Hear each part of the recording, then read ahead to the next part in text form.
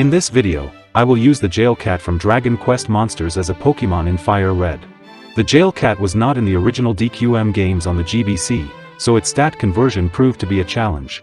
It is in Joker 2 and Terry's Wonderland 3D, but seeing as monster stats in Joker 2 are closely tied to their rank, I decided to use its stat ceilings in the remake, although they come with their own caveats. As a Pokémon, it will have 58 base HP, 87 attack and defense, 94 special attack, 47 special defense, and 109 speed, for a total of 482. This is pretty decent by Gen 3 standards, but believe it or not, a lot of monsters will have similar looking base stats when converted this way. This is because the HP and attack stats are dependent on body size, while the agility ranking is heavily skewed by monsters like Blackmar and Personary, with 200 and 2000 agility respectively. Also, unlike in Pokémon, most monsters in DQM differentiate themselves via traits and skill sets, not stats. So, many size 1 monsters have similar stat ceilings, somewhere around 1400 HP, 500 MP, and 800 in everything else. Its level-up moves are based on its default Whoosh and Crack skill set in the 3DS remake, plus a couple extra moves for flavor and coverage, the latter of which it has practically none. The basic Whoosh and Crack set only gets Tier 1 and 2 spells, and the Tier 1 Slash, but considering that no monster starts with an upgraded set in TW3D, I gave it Tier 3 spells and Tier 2 slashes as well. No Tier 4 spells though, since I'd rather leave them to special skill sets that actually contain them, and monsters that really need the extra power. However, I did give it an AoE slash, because the power difference between Tier 1 and 2 slashes is negligible compared to that between spells. I will set up a Jailcat with perfect IVs and pre-applied EVs. It will have a neutral nature, because I can edit the base stats directly to make adjustments if necessary. The Jailcat spawns in icy areas and has very different resistances than other beasts, so the ice type makes more sense than ground. It gets the Crackmeister trait, which boosts the damage of all crack-based skills by 15% and halves their MP consumption. There's no MP in Pokémon, so I just made the boost slightly stronger at 20%, same as abilities like Reckless and Iron Fist, but still much weaker than Stab and things like Strong Jaw and Steelworker. Boosted moves are in caps. I went max attack mainly because its only coverage move is physical. Its base speed is fast enough, but it needs EVs to shore up its HP and especially special defense. Most ice-weak Pokémon in Gen 1 have much lower special defense than physical, so its base special attack should also be good enough. I put it in the 600,000 experience group because it has the worst defensive typing in the game and 0 boosting moves, and so it needs levels to compensate. The downside to this group is that it requires the most EXP early on. This is apparent here, as I was only level 11 when I faced Brock, and that was after I did some grinding in the forest by taking down all the trainers and wild bugs I encountered. Fortunately, both of his Pokémon were weak to ice and had terrible special defense. I doubt the crit on his Onix mattered, since it shouldn't have been able to two-shot me with Rock Tomb using its abysmal attack stat. I would have been well over level 20 at the second rival fight if I were in any other EXP group, but again, this is the one major downside to the 600,000 group. Due to the Jailcat's typing and default skill set, my coverage was rather lacking. Although there's only one Steel-type family in Gen 1, I had nothing good against the abundance of Fire and Water types. Ice Shard is just there for flavor, because I don't even know what filler moves to give to it. It's obviously not a crack skill, since it's a Pokémon move from Gen 4, so it doesn't benefit from Crackmeister. I would have loved to give it Hone Claws or Work Up, but neither of those can be made in Gen 3 using the GUI ROM editor, because each move can only have one effect. Moves that boost multiple stats, like Calm Mind and Dragon Dance, are hard-coded, and Growth only boosts special attack in this gen. By the way, just look at how much Ember did to me, thanks to my low HP and poor special defense. The Jailcat gets the Rough Sleeper trait that makes it attack all enemies while asleep, hence Sleep Talk. I'll probably never use it though, unless I really need rest. Secret Power from the TM was the best thing I had against Misty's water types, and this is partly why I opted to max out my physical attack instead of special. Both of her Pokémon know Water Pulse, which has a 20% chance to confuse, but the game actually gives you a Persim Berry before Mount Moon, albeit a bit hidden. Her Staryu was an easy one-shot, but her Starmie was quite overpowered for this stage of the game, and even a critical hit from Secret Power wasn't able to take it down.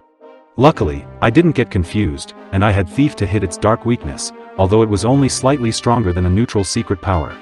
I made the Water Pulse TM compatible since most ice types can learn it, and I will need it later to deal with all the fire types.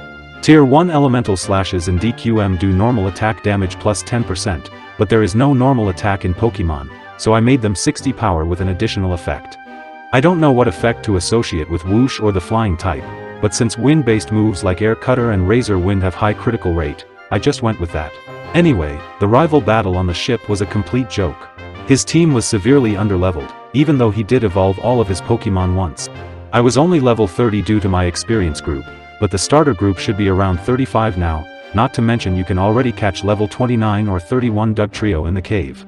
Surge could get troublesome if I got paralyzed and allowed his Raichu to set up enough double teams, but again, his Pokémon are just too underleveled to pose any threat otherwise. You can get a cherry berry from one of the trash bins on the ship, and you can use Meowth to pick up more. You can also pick up rare candies and PP ups, as well as the TM for hidden power. They should have just given him the level 28 Raichu he had in yellow, with Thunderbolt and Mega Kick. It could cause problems if you didn't catch a Dugtrio, but Dig would still one-shot it since it was 100 power in Gen 1. In these remakes, all it has is Shockwave, and it didn't even use it here when my Frost Slash missed. You'd naturally be overleveled when you reach the tower in a solo run, because of all the unskippable trainers along the way, so this rival fight will be easy. Crackle is the tier 2 ice spell, and it gains AoE. All of these spells in DQM are pretty bad until tier 4, so I just gave them 55 base power, like Icy Wind but without the speed debuff. I didn't bother with Swoosh as my EVs are in physical attack, but I did have to learn Water Pulse to deal with the fire types that were starting to show up. Since I gave the rival Charmander, he would have a Gyarados in this battle, and it might be a problem later due to Intimidate. His Gyarados surprisingly had Hydro Pump and Dragon Rage here in the original Red and Blue, where its special stat was 100, but they corrected its move set in these remakes. Gale Slash and Blizzard Slash are tier 2 physical skills that do normal attack damage plus 20%. I made them 70 power here, to match all the other Slash moves in Pokémon, except Cross Scissor which is 80. Erika's Grass Gym was trivial. I mean, I was almost 20 levels higher with Stab and boosted Ice moves, so what could you expect? Koga's Poison Gym presented a huge level spike, but my leveling rate was also starting to speed up, and those bikers on the cycling road give a lot of experience. Cockcrack and Coswoosh are the tier 3 spells, and I made them 80 power without any additional effects, or basically clones of Dazzling Gleam from Gen 6. I should have equipped a Pecha Berry just in case, although I don't think gym leaders have EVs in these remakes, or if they do, their EVs might not be in the relevant places. It's quite obvious from this fight that his Muck doesn't have max defense, and his Weezing doesn't have maxed HP or special defense, or they should have survived Blizzard Slash and Cockcrack respectively. You can do the Sylph Company before Koga's gym, which is why the rival's team here is at lower levels. I normally do the gym first though, since the bikers and gym trainers give a lot more experience than those rocket grunts. The biggest threat in this fight is usually his Pidgeot with Sand Attack, but I was easily able to one-shot it this time. However, I couldn't one-shot his Charizard with Water Pulse despite my huge level advantage, and I didn't expect it to have both Scary Face and Smokescreen. I should have used the physical Blizzard Slash instead, which got boosted to 84 power by my ability and had Stab. Luckily, I didn't get punished for this mistake, but if I didn't have a Cherry Berry to heal the paralysis from his Execute, things could have gotten dicey. The following Giovanni fight was easy. I had the typing advantage against his Nidoqueen, and while his Kangaskhan had enough bulk to survive a hit, it couldn't do much damage back. Sabrina's Psychic Gym was also easy, since all of her Pokémon had very poor HP and defense, and their levels were the same as Koga's team. I really wanted to give Ice Fangs to the Jailcat for the earlier levels, but because Freeze plus Stun isn't one of the existing move effects, it couldn't be made in the GUI editor. I gave it Icicle Crash from Gen 5 instead, which has a 30% chance to stun. I prefer Stun over Freeze, but Icicle Crash doesn't have perfect accuracy, and my very first use already missed. Also, like Ice Shard, it's a Pokémon move, not a crack skill, so no trait boost. Blaine's Fire Gym could be a problem, even though I was already level 65, because I had nothing to use against pure fire types besides the now obsolete Water Pulse.